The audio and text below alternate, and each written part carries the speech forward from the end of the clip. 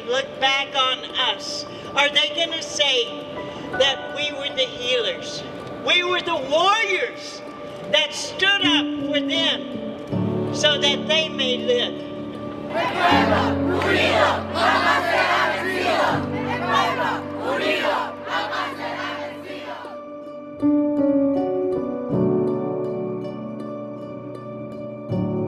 In this time of colliding crises and failing infrastructures, worsening climate disasters, I do believe we have a time to act, to ensure a fast, fair, and equitable phase-out, and ensure a planet for current and future generations.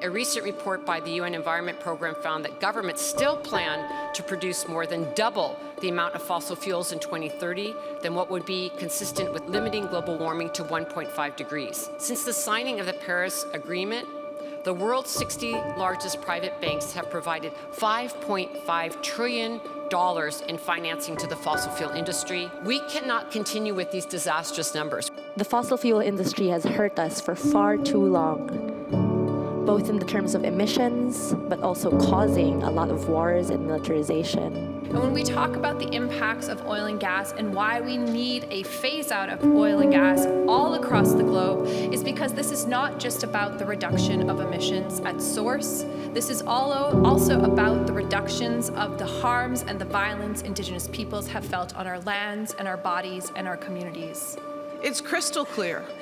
We need a concrete, binding plan to end the expansion of new coal, oil, and gas projects and manage a transition away from fossil fuels.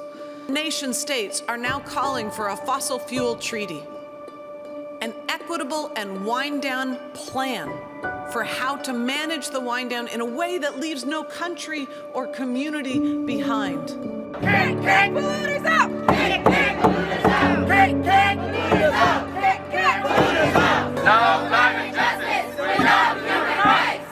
No climate justice without human rights! No climate justice without human rights!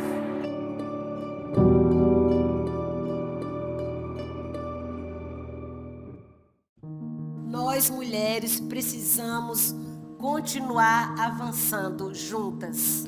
E juntas estamos aqui também para apresentar soluções. Whether it's on the front lines of resistance to fossil fuels, protecting and replanting forests, creating food sovereignty networks, or advocating for transformative climate policies, women are leading the way. It is code red for humanity, and we're drawing a red line to say no more to sacrifice people and no more to sacrifice zones. We need to decolonize these spaces because, if the planet is still alive, it's because we, the women, are taking care of our lands. The message is quite clear.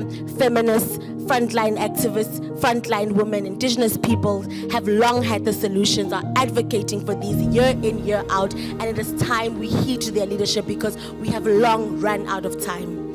E viemos fazer clamor. Não há possibilidade de barrar as mudanças climáticas sem considerar os territórios como solução número 1. Pela terra, pelas águas, pela floresta de pé, não podemos derramar sangue indígena no chão.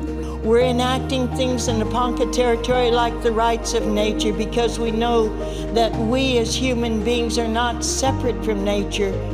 But at this moment, we are nature protecting itself.